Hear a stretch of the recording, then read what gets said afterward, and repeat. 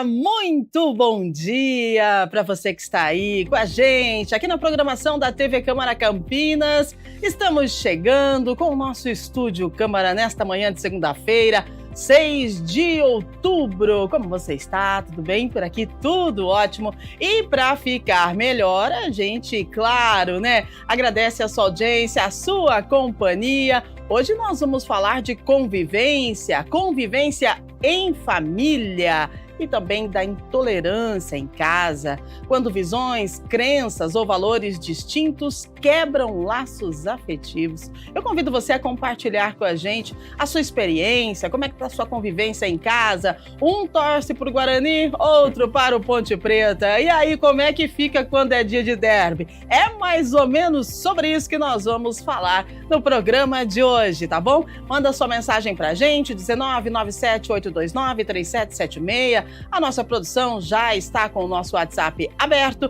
para receber a sua mensagem, a sua dúvida, ou também para que você compartilhe a sua experiência com a gente. Daqui a pouquinho nós vamos conversar com você de casa e com os nossos entrevistados que já estão a postos e já a gente apresenta o nosso time de hoje para você, tá bom? Agora vamos atualizar algumas informações do Legislativo. A Câmara Municipal de Campinas vota em definitivo na reunião ordinária de número 60, que acontece hoje, a partir das 18 horas, o projeto de lei 124 de 2024, de autoria do vereador Luiz Rossini. Essa proposta, gente, foi aprovada, aliás, em primeira discussão em novembro de 2024 e determina a notificação compulsória imediata em até 24 horas de todos os atendimentos por intoxicação por metanol nas unidades de saúde pública e privada aqui do município de Campinas.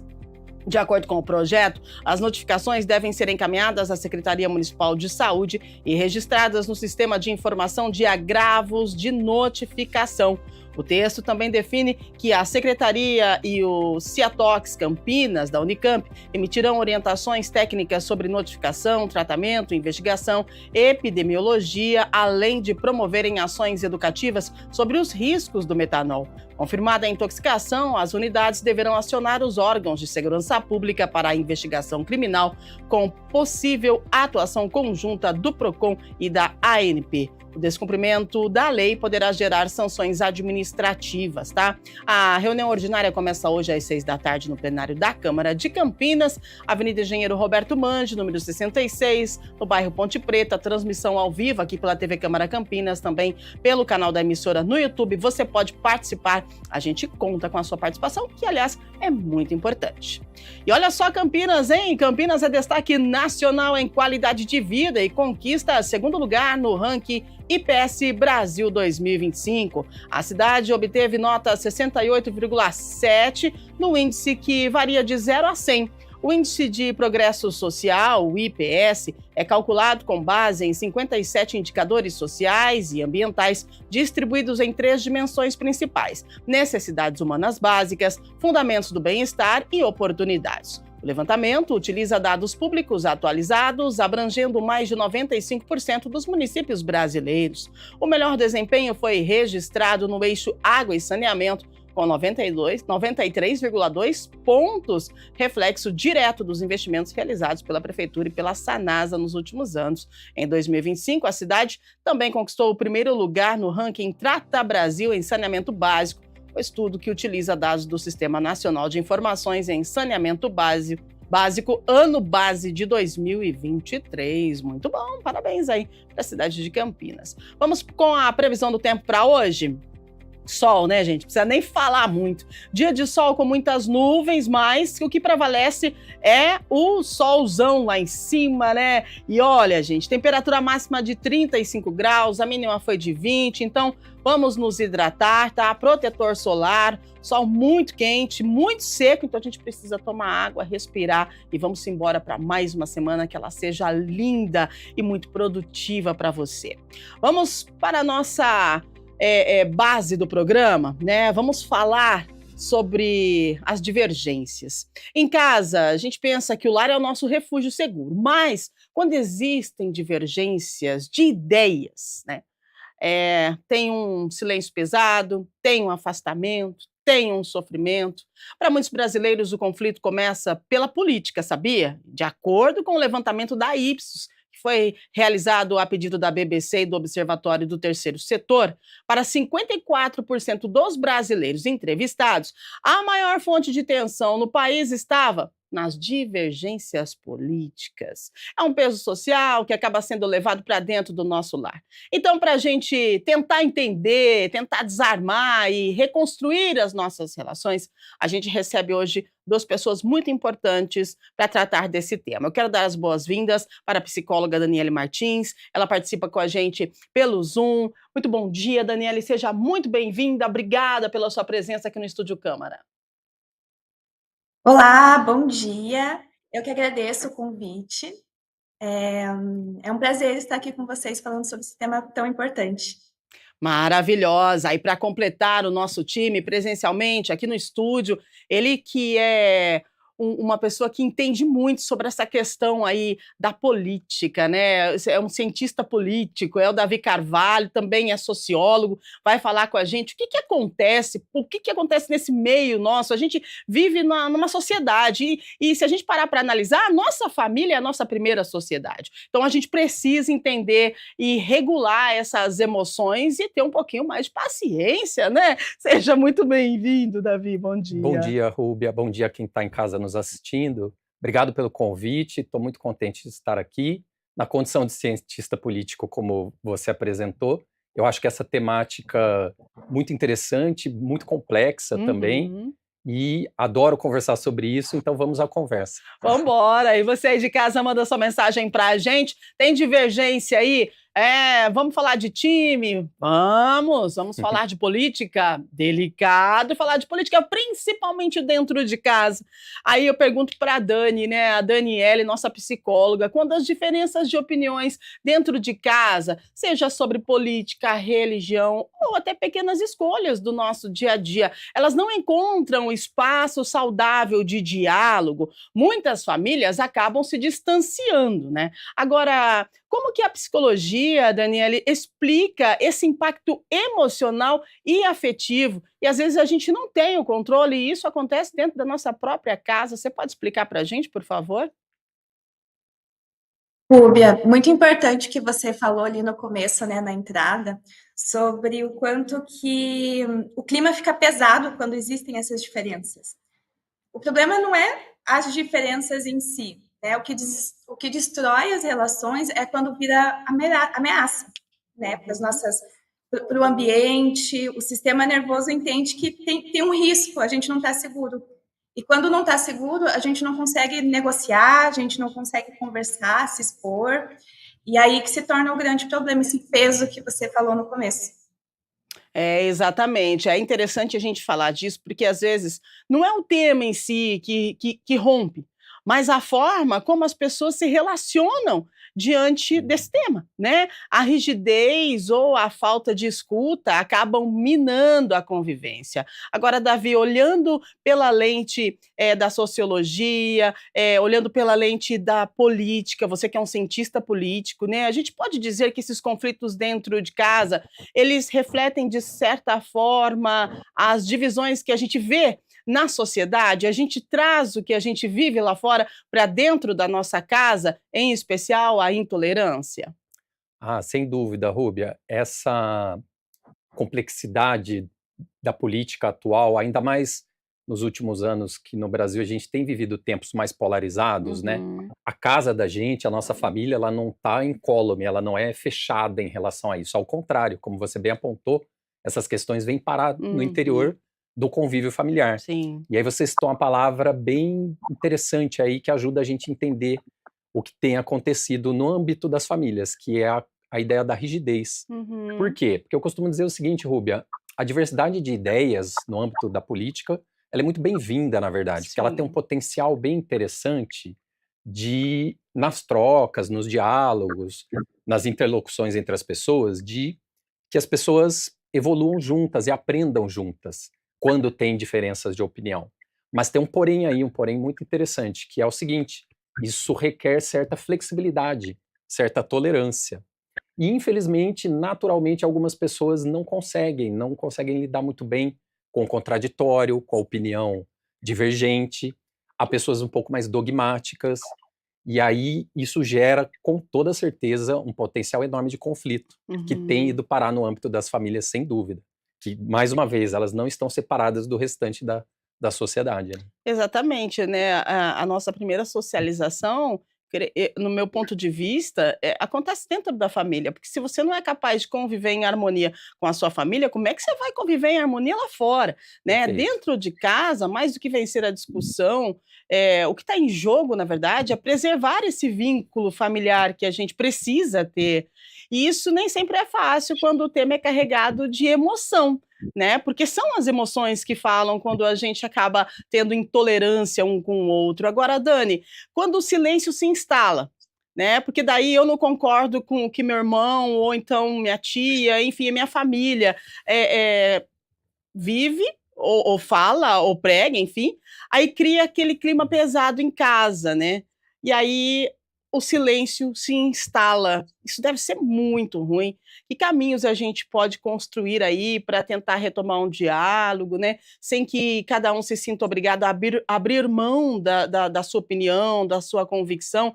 E por que esse silêncio ele se instala quando há divergências e não conseguimos entrar em um senso comum, Daniela? Uhum. Esse silêncio, ele pode vir de diversos lugares, né? Pode vir dessa rigidez, como o Davi comentou, pode vir de um lugar em que alguém, né, as pessoas envolvidas já desistiram de ser entendidos, então, né, um lugar em que já tentou-se de tudo, ou tudo que se conhecia, né, dos recursos que cada um tinha, e não se teve espaço para essa escuta, né? Essa abertura para a conexão. E aí os caminhos que a gente pode envolver, né, que pode ajudar, a gente retornar a uma escuta mesmo. Só que tem um cuidado que a gente precisa ter aqui, porque a gente, né, tanto na psicologia, como o Davi também falou ali, né, nas ciências políticas, a importância das diferenças, às vezes da gente flexibilizar. O cuidado que a gente precisa tomar aqui é que, geralmente, quem é mais flexível acaba levando mais o peso da relação, né, de fazer a relação dar certo. Então, sim, a gente precisa de escuta, ampliar o espaço de escuta, ter ferramentas, né? No meu trabalho, eu trabalho muito com reuniões de família em que a gente traz esse espaço como se fosse o trabalho numa câmara e tal, para que todo mundo exponha as suas opiniões, principalmente relacionadas à convivência, mas que seja um espaço em que exista escuta e que a gente tem que tomar cuidado para que a pessoa que é mais flexível ela não seja engolida nessas relações. Exatamente, né, Davi, porque assim, se você é muito flexível, a sua flexibilidade vai acabar sendo engolida, como a Dani colocou, porque daí as pessoas, concorda com tudo mesmo, vamos embora, né, o que vale é o que eu estou falando. E a questão da escuta também é muito importante, porque ouvir nem é sempre escutar, não é? Sem dúvida. E eu acho, Rúbia, que a Daniele chamou a atenção para um ponto muito importante. Essa diferença, digamos, esse desbalanço entre uma pessoa mais flexível e uma um pouco mais rígida pode ser tóxico até, né? Ela não usou essa palavra, mas muito comum na psicologia. E, sem dúvida, isso pode ser um enorme problema no âmbito das famílias. Por quê? Vamos observar a realidade brasileira recente. Inúmeras famílias têm severos problemas com isso, chegaram a rachar, né, em função do contexto político mesmo. Exato, Essa questão verdade. foi parar no âmbito das famílias, chegou num nível tóxico a ponto de pessoas simplesmente... Primeiro acontece no âmbito virtual, as famílias dissolvem o grupo do WhatsApp, né, ou alguém sai lá do grupo. Mas isso acaba indo para a vida real, vida concreta. E tem gente que deixou de falar com um parente muito próximo, com um irmão, com um pai, uma mãe, porque a coisa chega às vezes nesse nível da toxicidade mesmo, infelizmente. Então, né, e os assuntos que acabam afastando as famílias, geralmente política, né, religião, Também. futebol. Gente, como pode? E na prática, como é que a gente pode transformar aí essa diferença em, de repente, um aprendizado dentro da família, né? Em vez de permitir que essa diferença que eu tenho, de repente, do meu irmão, da minha tia, da minha mãe, se torne um muro para separar a gente, né? A gente precisa, na verdade, conviver com a diversidade de ideias diferentes, ué, dentro de casa. Como é que a gente faz isso? Conversando, ouvindo, respeitando. Qual Uhum. que é o primeiro passo que a gente deve tomar, Davi? Como é que a gente, qual é o olhar, né? A gente às vezes fica num olhar micro, né? Um olhar assim, só aqui no meu cantinho, e o que eu falo e o que eu penso é o que vale. Mas espera aí, a gente está convivendo, a Uhum. gente socializa, Sem e dúvida. essa socialização é dentro da família. Então, o que que a gente tem que fazer? Quando a gente fala em respeito, o que que é o respeito? O que que é o respeitar o ponto de vista diferente daquela pessoa que mora no mesmo ambiente que o meu? Legal. Então, Rúbia, você usou uma palavra interessante aí também, respeito, que é muito próxima à ideia de tolerância. Uhum, Eu diria o seguinte, e também apontou muito bem que a família, ela traz essa socialização primária. uhum. Aliás, isso é um assunto, assim, digamos, o primeiro numa aula de sociologia, né? A gente Uau! explica como Uhum. a família que traz os primeiros Sim. valores, a primeira forma de ver o mundo para as pessoas e traz essa socialização primária.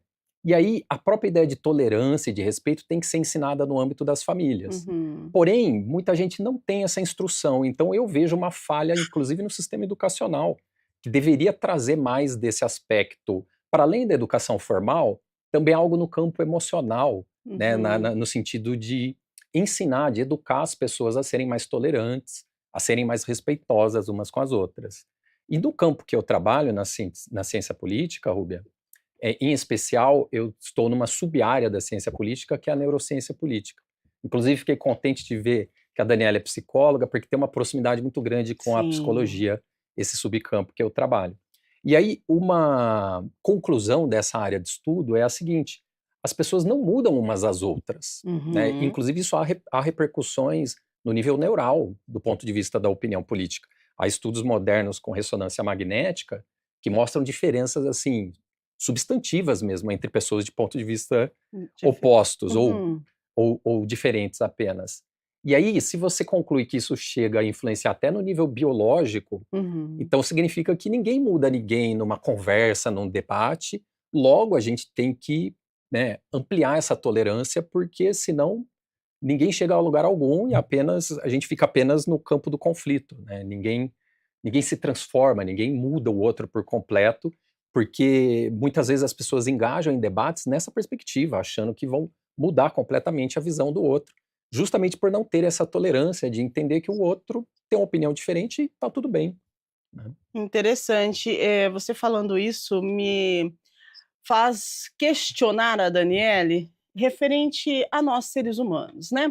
Ô Dani, por que que nós temos a ideia de que o outro precisa se comportar de acordo com o que Uhum. eu acho correto, e que o outro precisa mudar de acordo com a minha visão?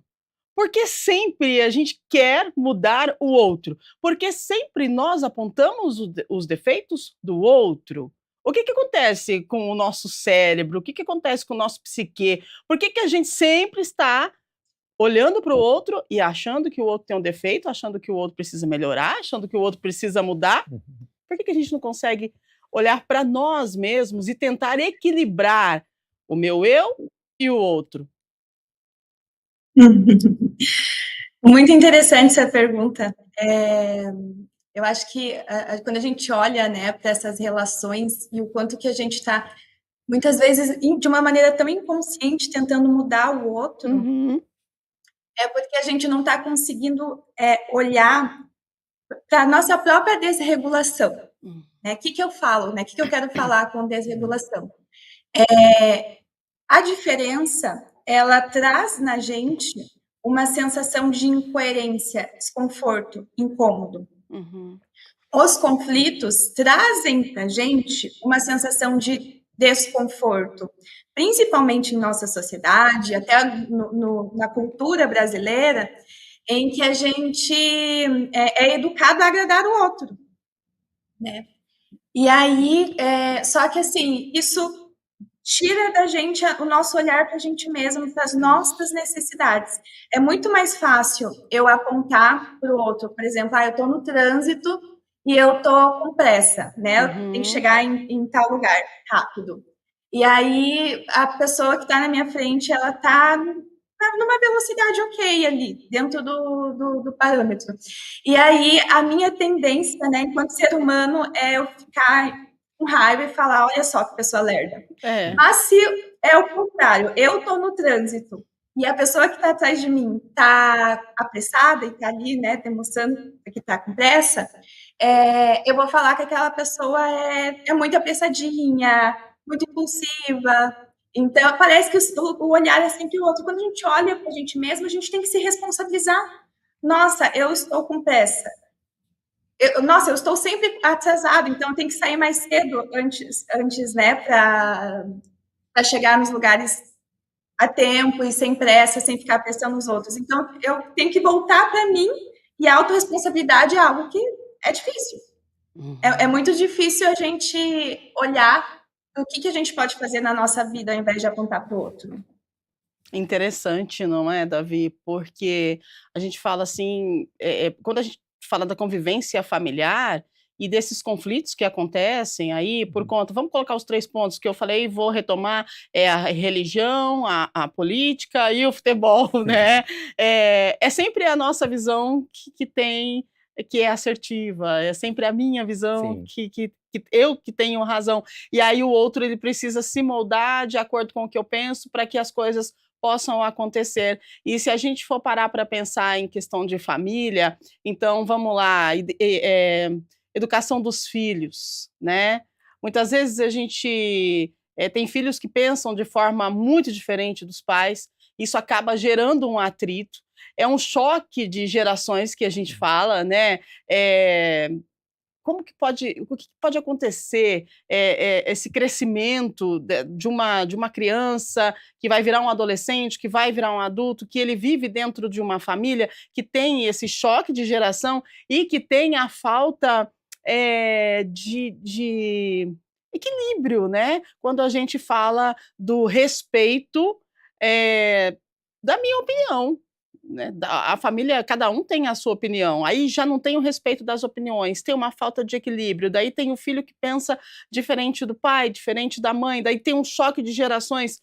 Poxa, se você parar para analisar o cenário, ele fica um pouquinho conturbado. Como é que faz para aprender a conviver com isso dentro de casa? Porque imagina uma pessoa dessa, dentro de casa, como é que ela vai para a rua daí? Como é que ela vai socializar lá no externo? Vai sair dando pancada em todo mundo. Acho que sim, viu, Rúbia? Vai mesmo, porque, como você bem disse, e reitero aqui, a ideia da socialização primária trazida pela família. Se os primeiros valores, as primeiras formas de ver o mundo, os primeiros comportamentos são, de certa forma, moldados no âmbito da família, esse tipo de conflito pode gerar um indivíduo disfuncional, que na vida em sociedade não vai saber lidar direito, de forma razoável, melhor dizendo, com divergências em qualquer âmbito, né? Vai levar esse potencial de conflito para outras esferas da vida e pode ter sérios problemas no campo profissional, no campo amoroso, porque ali no núcleo familiar não teve uma socialização, não preciso nem ir para o campo do ideal, né, do idílico e tal, no Sim. campo mesmo do razoável, não teve uma Uhum. socialização primária interessante ali, minimamente razoável para seguir como um indivíduo funcional. Esse choque de gerações, ele tem impactado muito, você acredita, nessa questão, das diferenças, de conviver com as diferenças? Sem dúvida, tem esse problema do choque de gerações, porque as gerações recentes, elas vão abraçando, aderindo a valores da nossa época. Então, vou dar um exemplo aqui bastante comum. Eu conversava ainda ontem com um amigo sobre isso, né? No campo das diferenças de gênero, que são super discutidas Sim. no âmbito da sociologia, da ciência política. Peguemos gerações, vamos colocar umas 2, 3 para trás, nossos avós ou nossos bisavós. Muitas vezes os homens da família tinham uma visão muito diferente em relação às mulheres do que os homens das gerações atuais têm. Sim. Por exemplo, a ideia de que a mulher não pode trabalhar fora de casa.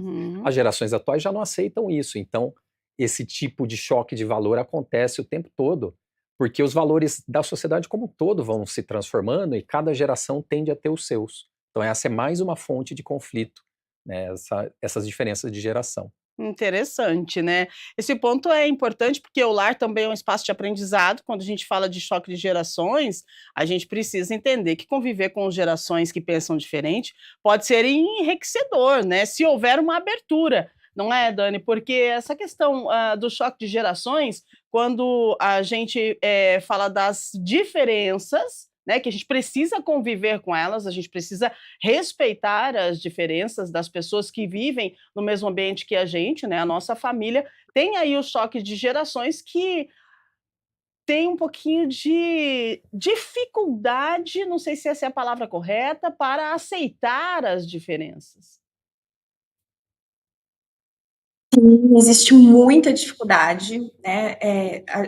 Se a gente for olhar num ponto de vista político, no Brasil, durante alguns anos, né, até alguns anos atrás, essa dificuldade ela estava sendo foi melhorada, tinha alguns avanços, e aí parece que a gente teve alguns retrocessos, né, nos últimos anos. Parece que eu vejo muito até no consultório assim, até tal ano minha mãe entendia a minha escolha, né, a minha orientação sexual, mas chegou em algum momento, parece que virou mais tradicional, e isso está muito relacionado a momento político que a gente viveu, né?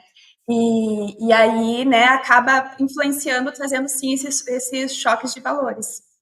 Exato. Agora, vamos para a rede social. Você viu que a gente traçou um caminhozinho, né? Uhum. Nós falamos lá da base, aí vamos lá, choque de diferenças, né? Das idades, então.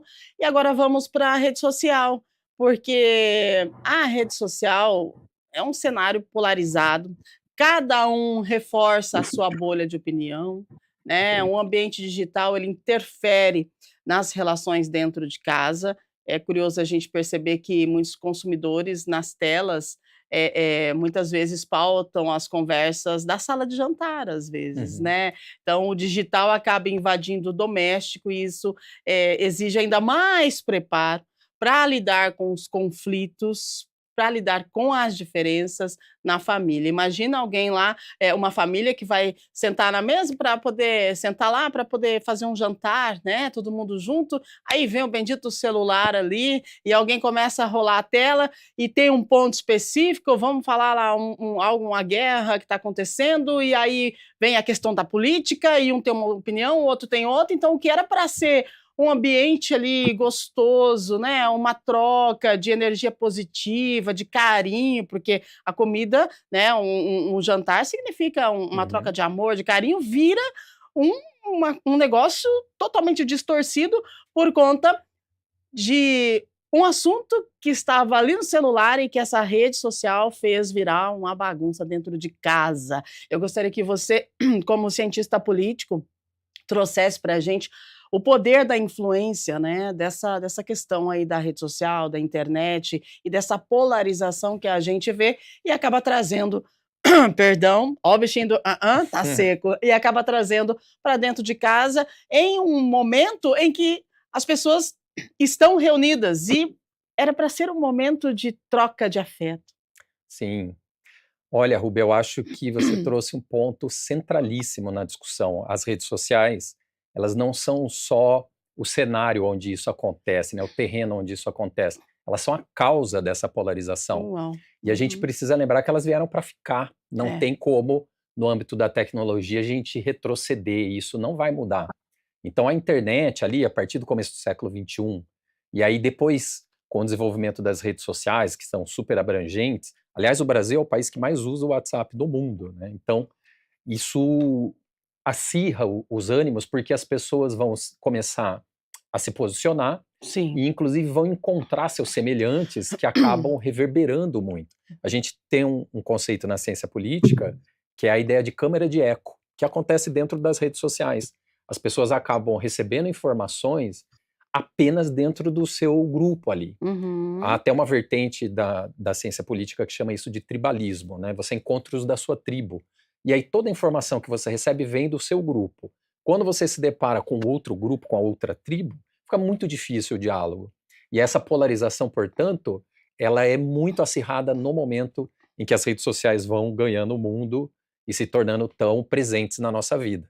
Tanto que hoje nem dá mais para falar em vida virtual e vida offline, porque é Uhum. praticamente a mesma coisa, né? Sim. Como você bem mencionou, no âmbito de um jantar familiar, alguém pega o celular e pronto. Esses Pronto. dois mundos se encontraram e a gente precisa aprender a lidar com isso porque não tem volta. As redes sociais vieram para ficar e elas, sem dúvida, por causa das câmeras de eco, radicalizam até as pessoas, infelizmente. E radicalizam mesmo, né. Né? Agora você imagina o cenário, né, Daniele, um jantar em família, tá todo mundo lá, feliz e contente, matando saudade, batendo papo, de repente vem alguém com o celular lá e pronto, polariza e joga a informação, e aí já vem um comentário aqui, outro comentário ali, um que concorda, um que não concorda, e aí um já perde a fome, outro já sai. Acabou a paz! O que que é isso, minha psicóloga?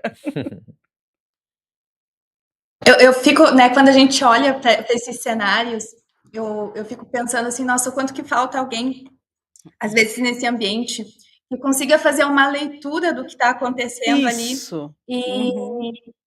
e verbalizar, né? É. Gente, vocês repararam que a gente entrou nesse assunto e a gente já falou sobre isso tantas vezes, sempre leva a gente para uns lugares que não são agradáveis para a gente. Ninguém mudou de opinião até hoje.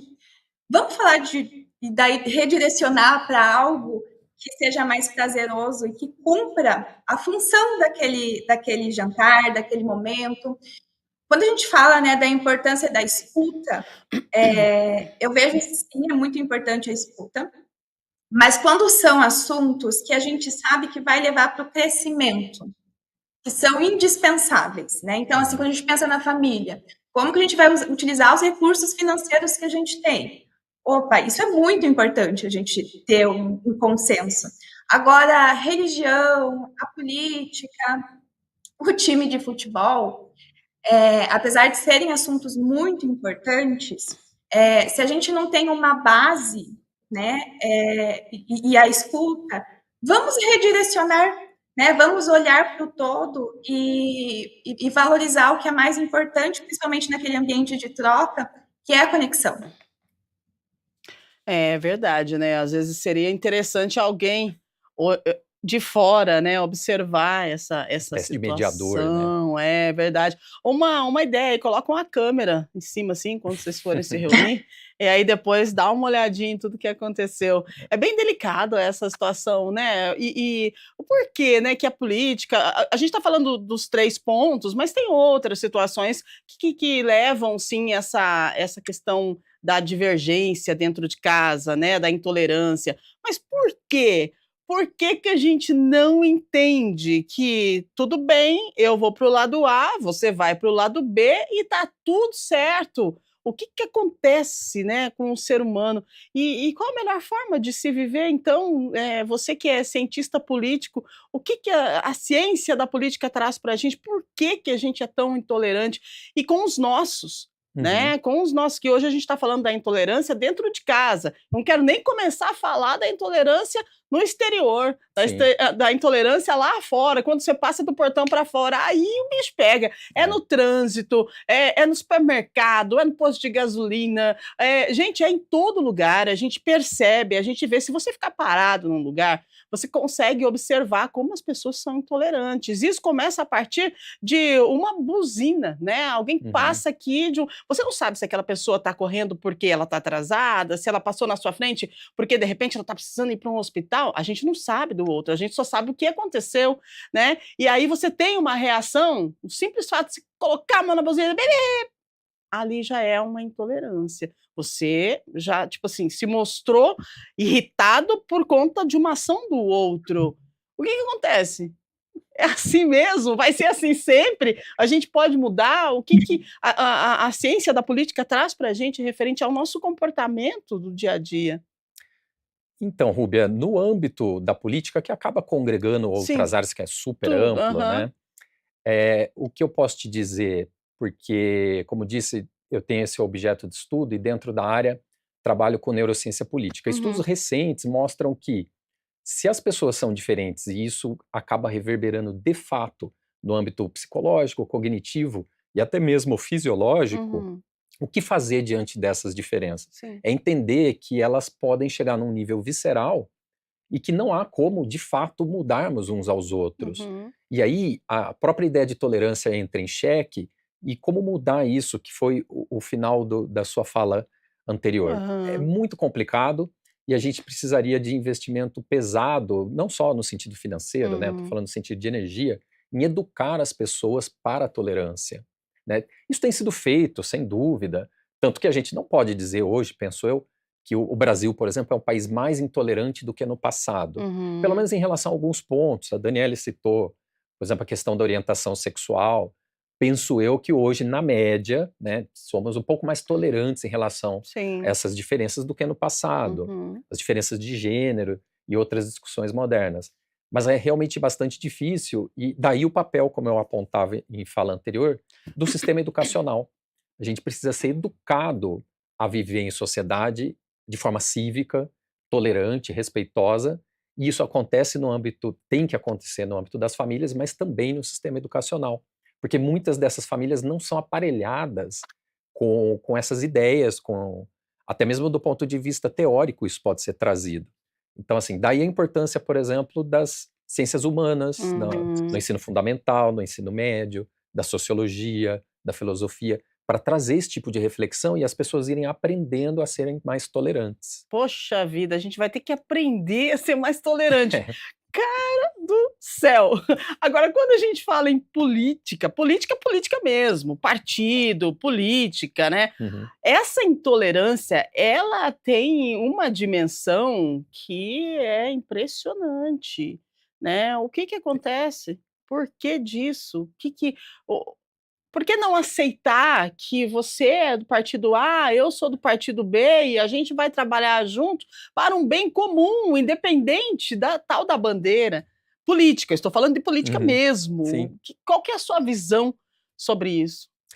Então, no âmbito específico da política, por exemplo, partidária, que acaba envolvendo o aspecto ideológico.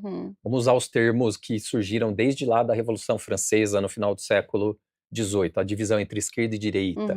Nossa, tem aí uma fonte inesgotável de conflito. Por quê? Porque elas dizem respeito a como a sociedade deve funcionar. E aí, muitas vezes, as visões são completamente opostas. E aí, o que seria o ideal nesse caso, Rúbia? Não é tentar dourar a pílula e fingir que essa diferença não existe, ou de que ela pode ser minimizada, porque muitas vezes a diferença é completa, assim, é de 100%. Um acha X, o outro acha Y e ponto final. Daí, diante disso, a gente tem que lembrar da ideia de busca de consenso, né? No inglês, a ciência política nasce nos Estados Unidos, usa-se muito o termo compromise, que seria mais ou menos isso. Ninguém vai convencer o outro lado 100%. Então, o que a gente pode fazer? Cada um faz um pouco de concessão e a gente tenta chegar num consenso, lembrando que as diferenças vão permanecer e não tem problema. A vida democrática, inclusive, ela pressupõe a existência dessas diferenças. Teoricamente não teria problema, né? Vou até me autocorrigir. Acaba tendo, justamente porque as pessoas são intolerantes, mas deveríamos aprender que, sendo muito firmes essas diferenças, a gente deveria tentar levá-las à frente, fazendo concessões de lado a lado para chegar em consensos ainda que mínimos, né? De 100% isso não acontece de fato. Então, né, mas tem como chegar em um consenso, nem que seja mínimo, né? Sim. E aí a gente fala da divergência dentro de casa, porque, gente, deve ser tão ruim quando você convive em família e aí você chega num nível em que a comunicação ela não é mais possível, o olho no olho não é mais possível, as pessoas convivendo na mesma casa e vocês estão brigando por conta de uma opinião diferente, né? Mas e aí, o restante, tudo isso cai por terra? Então eu pergunto para você, Daniele, qual que é o melhor, qual que é o momento, melhor não, qual que é o momento, né, de buscar apoio, de entender que precisa de um apoio psicológico, de repente precisa de alguém para poder falar, olha, peraí, não é por aqui, é por ali, vamos lá, o que tem mais valor para você? A forma com que a sua irmã, por exemplo, pensa ou o que ela representa na sua vida? né? Qual que é o momento da gente buscar um apoio e pedir um socorro aí nessa questão da intolerância dentro de casa entre as famílias? Você sabe que eu acho que o natural, né, seria dizer que é quando já está percebendo que as coisas estão ficando insustentáveis e tal. Mas a gente tem falado tanto aqui, né? O Davi falou sobre a importância de a gente olhar para a educação, né? O nosso sistema educacional. Uhum. E eu vejo muito urgente hoje a gente olhar para prevenção. Sim. Né, a gente prevenir antes que os problemas se instalem. Então, assim, às vezes é o casal que está ali, está pensando num relacionamento, num casamento, ao invés de procurar uma terapia de casal quando já está insustentável a relação, por que não procurar uma terapia de casal antes mesmo de casar? Uhum. Né, para alinhar alguns pontos, alinhar os contratos. Eu olho e falo assim, nossa, se determinadas coisas fossem conversados antes do casamento, tantos problemas seriam evitados, né? Dentro do ambiente familiar, depois que já tem filhos. Então, eu acho que o melhor momento é quando as coisas ainda a gente começa a perceber algumas divergências, né? Então, no relacionamento que está começando, às vezes na família que já está ali, né? Já tem os filhos, e já se percebe algumas diferenças fundamentais, e procurar uma terapia, procurar alguma forma de cuidar disso, olhar isso, antes que aquilo se torne um problema, antes que aquilo se torne uma doença, antes que aquilo se torne uma ansiedade, um conflito generalizado. Muito bem, conflito generalizado, que coisa, é isso que pode acontecer mesmo, não é, Davi?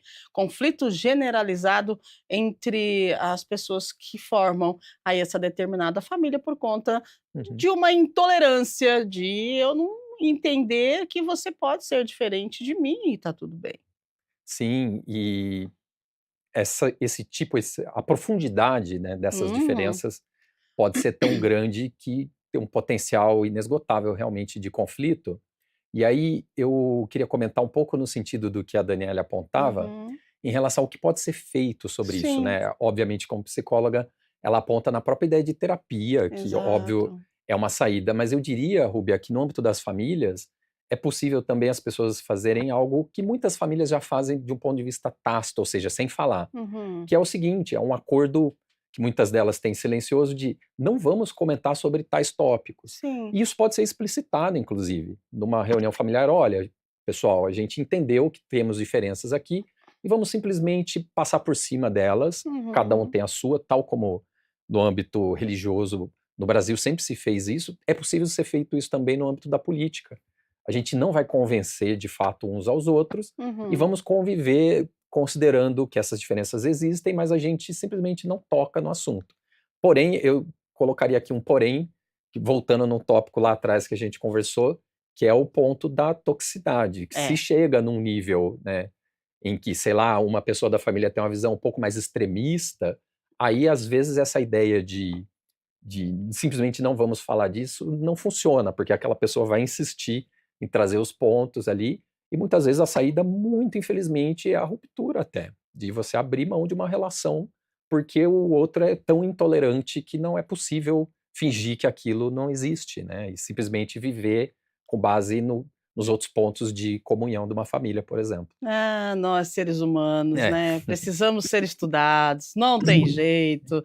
Que coisa, gente. É importante a gente reconhecer os limites, né, nem sempre a família consegue sozinha resolver os impasses, buscar ajuda pode ser um ato aí de cuidado, sabia? Você pode estar cuidando da sua família ou de repente você se auto-reconhecer, se autorregular, fazer alguma coisa, não deixar chegar ao extremo, né, porque Uhum, é notícia, a gente vê aí pessoas de família hoje com a rede social, né, a gente tem muita informação, de famílias que acabam se desfazendo por conta de uhum, intolerância, gente, e não é disso que a família, né, não é isso que é o propósito da família, na verdade, né, então, a gente precisa entender que cada um tem a sua opinião, nós somos seres diferentes, tá tudo bem? Ah, não tá, mas então, né, vamos hoje não vamos falar disso, e vamos curtir aí a presença, né, do outro. Eu acho que isso é um ponto muito importante quando a gente fala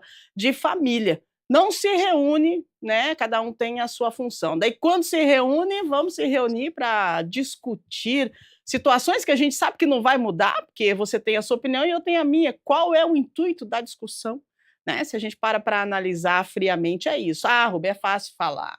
Vem cá para você ver. Ah, gente, fala sério, vamos lá. Mais tolerância, né? Vamos ter mais carinho e cuidado uns com os outros. A produção está me avisando aqui que nós temos algumas perguntas. 8h52, a gente vai até 9h05, então a gente tem aí um bom tempo para responder o pessoal que está com a gente já agradece você que está aí do outro lado, nesta manhã de segunda-feira, acompanhando o nosso Estúdio Câmara, estamos falando de família, né? Como lidar com opiniões, rotinas e valores diferentes dentro de casa. Isso acontece na minha, na sua e em 90% das famílias, porque somos seres únicos, cada um tem a sua forma de pensar, então a gente precisa ter respeito, né? Tolerância. Vamos lá, produção, pode colocar para a gente a primeira pergunta, por favor? Danilo Moreira, do Jardim Flamboyant. Sinto que as redes sociais deixaram as pessoas mais intolerantes. Isso também afeta o modo como convivemos dentro de casa. Vai para você, Davi, vamos lá. Ótima pergunta do Danilo, sem dúvida que isso afeta. Como eu dizia no começo da minha fala, aqui na nossa conversa, o âmbito da família ele não é separado do resto do mundo e nem podemos mais falar numa divisão entre vida virtual e modo offline, ou vida real e concreta, porque esses dois mundos se misturaram completamente. Eu dizia também aqui a Rúbia que o WhatsApp é o aplicativo. O Brasil é o país que mais utiliza o WhatsApp, que é uma rede social. A gente acaba se esquecendo, né? Que aquilo também é uma rede social, porque as pessoas formam os grupos e tal. E aí, por causa, Danilo, dessa criação das chamadas câmaras de eco, que é o fato de que as pessoas encontram seus semelhantes, gente que pensa parecido, e aí é gostoso estar entre quem pensa parecido, né? Você sente um conforto psicológico até. E aí as pessoas vão sendo retroalimentadas, vão ficando cada vez mais convictas de suas opiniões, e aí isso acaba gerando, sem dúvida, uma polarização ainda mais acirrada.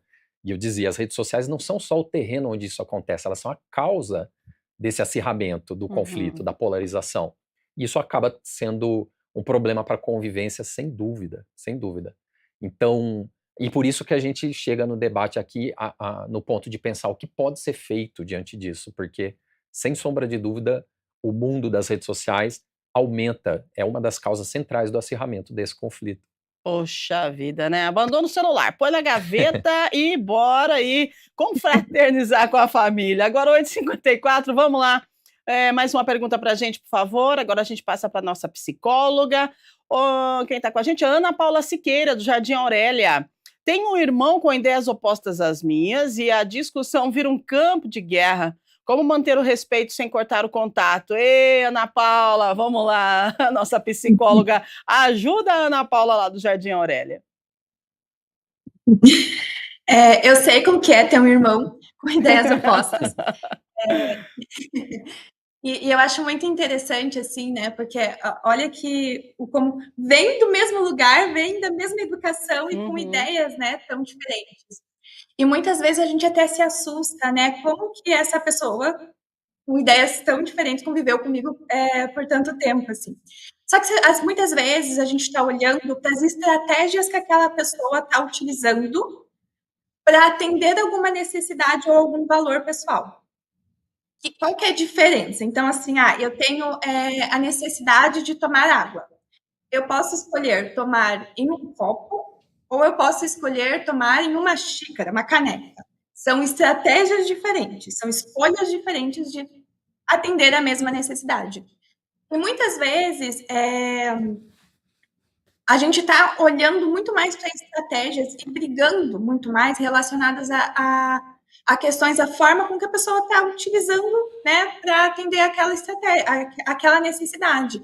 Então, muitas vezes, quando a gente olha para uma diferença política ali, cotas raciais, né, muitas vezes os valores são os mesmos, né, a gente quer mais igualdade, mas uma pessoa vê, né, pelo viés de cotas raciais, vai trazer mais igualdade. Outra pessoa entende que não é, as cotas raciais e outras políticas vão trazer mais igualdade. Mas quando a gente olha, está todo mundo olhando para a busca pela igualdade, a gente vê que o conflito ele não é tão grotesco assim. Né? O problema é quando os valores realmente são muito diferentes. E aí, quando a gente olha quando os valores são muito diferentes, é importante fazer aquilo que o Davi falou, que né, limitar o quanto que a gente vai conversar sobre alguns assuntos. Ou até mesmo, né, limitar a convivência. Ah, que ponto chegamos, né? É isso, gente. Limitar o assunto que vai ser conversado em uma reunião familiar, eu acho top, porque aí você acaba evitando confusão, né? E confusão em família é delicado demais. Vamos lá, 8h57. Mais uma pergunta, dá tempo, né, produção? Vamos então, vamos lá, mais uma, por favor. A Juliana Teles, do Parque São Quirino. Na minha casa, a gente evita falar de política para não brigar, mas sinto que isso nos afasta. Existe um jeito saudável de conversar sobre esse assunto? Vamos lá, Davi. E aí? Nossa, que pergunta difícil, Juliana. Mas vamos lá. Se você acha que isso chega a afastar, então, de fato, precisa tomar alguma estratégia para falar de política sem gerar esse afastamento. O ideal, como a gente vem dizendo aqui, eu falo a gente porque a Daniela aparentemente concorda comigo, que seria alguns pontos você deixa de lado e simplesmente não discute. Se na sua casa isso gera afastamento, então realmente o ideal é pensar numa estratégia de discussão, digamos, de tópicos mínimos, razoáveis. Aqueles que você percebe que vai gerar, que tem um potencial de conflito maior, deixa de lado, mas discuta livremente os aspectos outros que vocês conseguem discutir sem elevar o tom de conflito. Lembrando, e aí eu comento também no sentido da pergunta anterior, acho que da Ana Paula, que serve para a sua pergunta, Juliana, e para qualquer outro telespectador que tem essa preocupação dos conflitos na família. E eu tenho dito para muita gente, Rúbia, a seguinte frase, ó: a sua chance de convencer a pessoa que pensa muito diferente de você é a mesma que ela tem de te convencer. Então tenha isso em mente, que na prática fica muito difícil, né? Se você perceber que a sua chance de mudar o outro é a mesma que o outro tem de te mudar, você vai notar, nossa, é praticamente impossível a pessoa me convencer que eu estou errado. Então eu também tenho praticamente uma impossibilidade de transformá-lo. Isso tende a gerar um campo mais tranquilo de troca, de diálogo, de debate. Mas, mais especificamente para o seu ponto, tópicos mínimos que você perceba que vocês conseguem dialogar sem grande conflito. Os mais conflituosos deixa de lado, porque realmente não vai ser possível, ninguém vai mudar ninguém, e aí vocês ficam no âmbito do mais razoável ali, para não gerar esse afastamento. É isso mesmo, não aprofunda a conversa, né? Não aprofunda a conversa, fica no superficial e bora viver. 8h59, a última, então. Vamos lá, pode trazer, produção, por favor. Bruna Costa, do Parque Parque Industrial ou Parque das Indústrias? É sim mesmo? Então tá bom. Sou muito sensível e me abalo fácil quando alguém me confronta. Como posso aprender a discordar sem me sentir atacada emocionalmente? É verdade, né, Daniela? A gente acho que nem tocou nesse assunto. Foi bom a Bruna ter trazido, porque de repente, igual ela aqui, ó, ela é sensível, alguém confronta ela, não concorda, ela acaba ficando emocionalmente fragilizada. Como é que lida com isso? Que legal essa pergunta, é um dos meus temas de pesquisa, eu tenho me aprofundado. E existe realmente, né, o Davi estava falando sobre diferenças neurobiológicas, né, e existem realmente pessoas que são mais sensíveis, né, e isso é um sistema nervoso mais sensível que, diante de algum confronto, vai liberar mais cortisol, e daí vai ter uma sensibilidade maior ao estresse, né? Eu acho que nesse sentido, os grupos, né, que a gente falou, eles ajudam muito da gente conseguir também estar em lugares e só escolher as batalhas que a gente vai enfrentar, né? Se você é mais sensível, ter discussões com pessoas que são muito intolerantes, vai trazer esse estresse totalmente desnecessário, né? Então, ter o seu ponto de apoio, sua própria segurança, te ajuda a você se regular, né? E estar com pessoas que também tenham, não precisa pensar igual, mas que tenham respeito às diferenças ajuda bastante.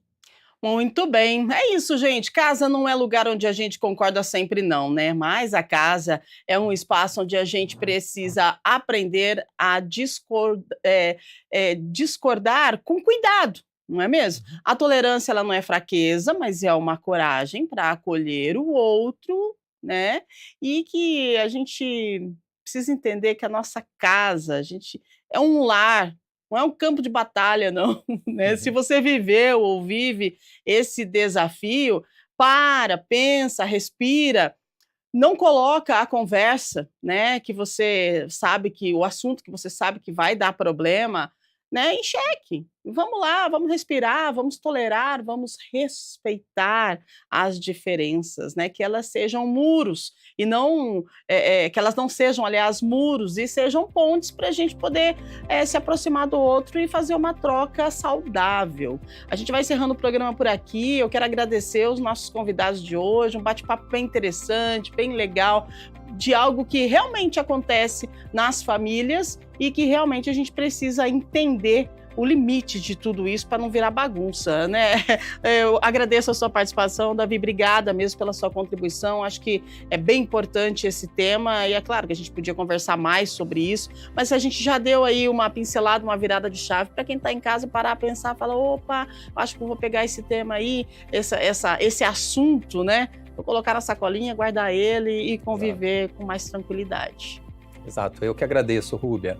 Um bom dia a todos. Valeu, obrigada. Agradeço você também, nossa psicóloga, Daniele. Obrigada, viu, por ter contribuído, colaborado com a gente e deixar aí algumas situações que faz a gente parar e pensar a importância, né, do assunto ou daquela pessoa.